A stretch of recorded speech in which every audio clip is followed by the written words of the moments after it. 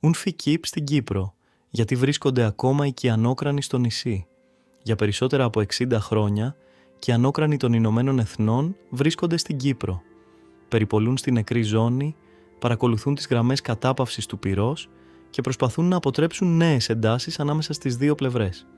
Πολλοί όμως γνωρίζουν την παρουσία τους, χωρίς να γνωρίζουν πραγματικά γιατί βρίσκονται εδώ, πώς ξεκίνησε η αποστολή τους και τι ακριβώς κάνουν σήμερα.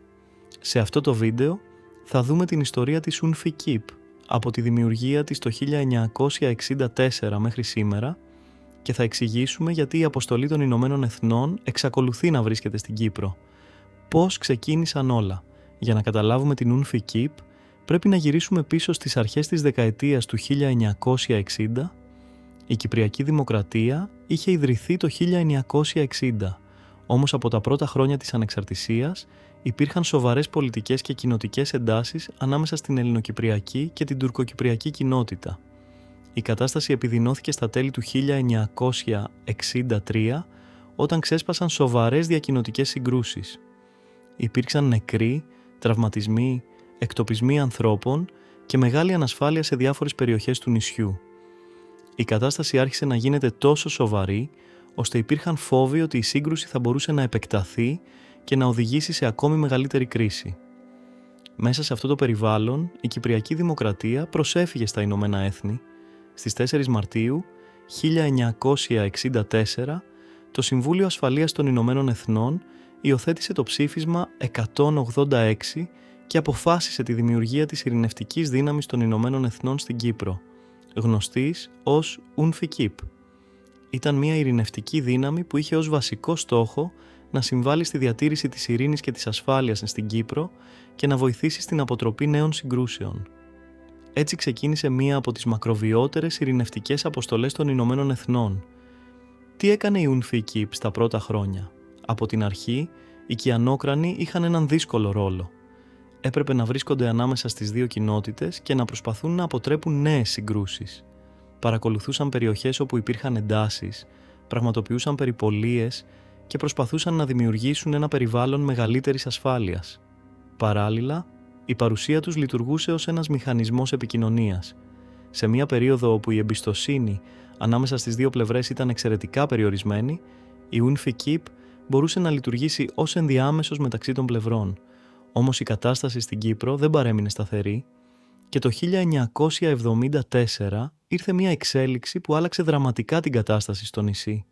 Το 1974 και η αλλαγή της αποστολής. Το καλοκαίρι του 1974, μετά το πραξικόπημα της 15ης Ιουλίου, πραγματοποιήθηκε η τουρκική στρατιωτική εισβολή στην Κύπρο. Ακολούθησαν πολεμικές επιχειρήσεις, συγκρούσεις, απώλειες ανθρώπινων ζωών και μαζικές μετακινήσεις πληθυσμών. Το αποτέλεσμα ήταν η de facto διαίρεση του νησιού. Μετά την κατάπαυση του πυρός, δημιουργήθηκε μια γραμμή που χώριζε τις στρατιωτικές δυνάμεις των δύο πλευρών. Και εδώ βρίσκεται ένας από τους σημαντικότερους ρόλους που έχει σήμερα η Unfikip. Οι κιανόκρανοι εγκαταστάθηκαν κατά μήκος της γραμμής κατάπαυσης του πυρός και άρχισαν να επιτηρούν την περιοχή που σήμερα γνωρίζουμε ως νεκρή ζώνη ή buffer zone. Αυτή η ζώνη δεν είναι ένα απλό σύνορο. Είναι μια περιοχή που βρίσκεται ανάμεσα στις γραμμές των δύο πλευρών και διασχίζει την Κύπρο από Ανατολή προς Δύση. Στη Λευκοσία, μάλιστα, περνά μέσα από την ίδια την πόλη. Τι είναι πραγματικά η νεκρή ζώνη? Η νεκρή ζώνη αποτελεί ίσως το πιο χαρακτηριστικό σύμβολο της διαίρεσης της Κύπρου. Σε ορισμένα σημεία είναι σχετικά στενή, ενώ σε άλλα σημεία έχει μεγαλύτερο πλάτος.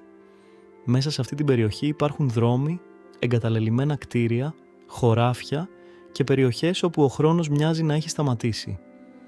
Οι κιανόκρανοι πραγματοποιούν περιπολίες και παρακολουθούν την κατάσταση ώστε να αποτρέπονται παραβιάσεις και περιστατικά που θα μπορούσαν να οδηγήσουν σε νέα ένταση. Δεν βρίσκονται εκεί για να λύσουν από μόνοι τους το Κυπριακό.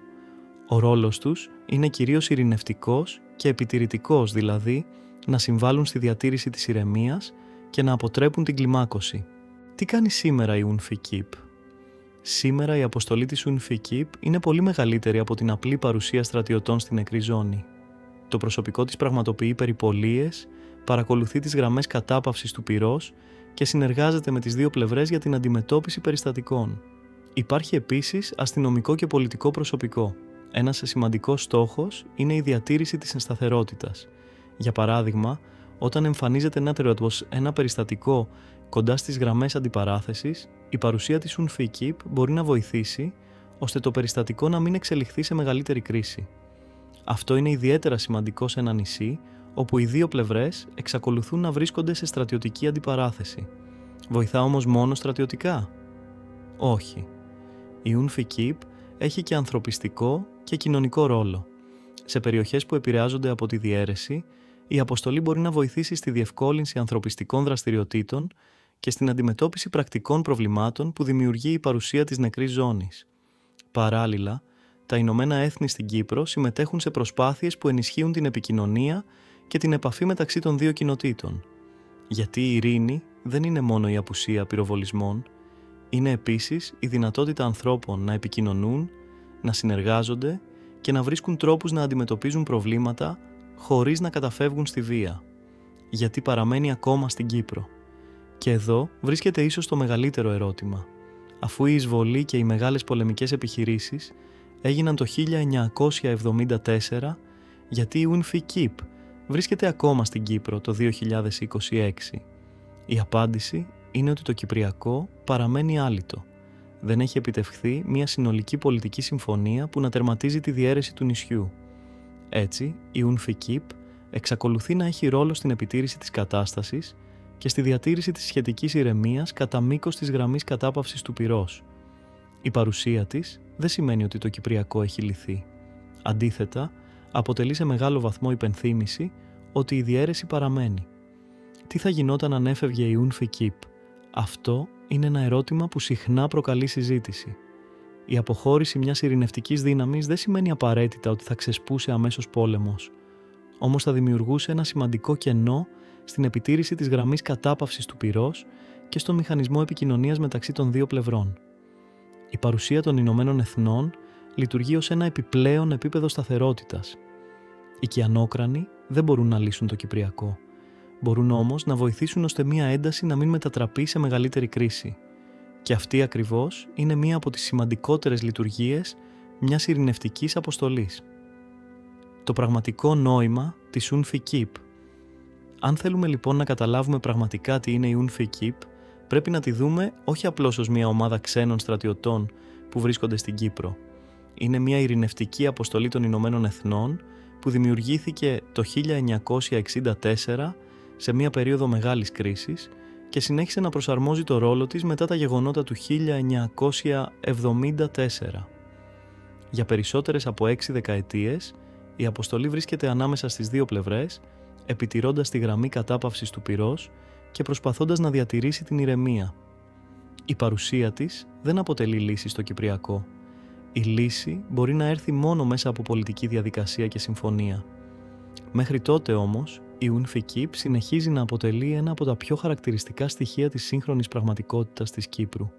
Και ίσως το πιο συμβολικό στοιχείο είναι ότι περισσότερα από 60 χρόνια μετά την άφιξη των πρώτων κιανόκρανων, η αποστολή εξακολουθεί να βρίσκεται εδώ. Σε ένα νησί όπου η απόσταση ανάμεσα στις δύο πλευρές μπορεί σε ορισμένα σημεία να είναι μόλις λίγα μέτρα, αλλά η πολιτική απόσταση παραμένει τεράστια.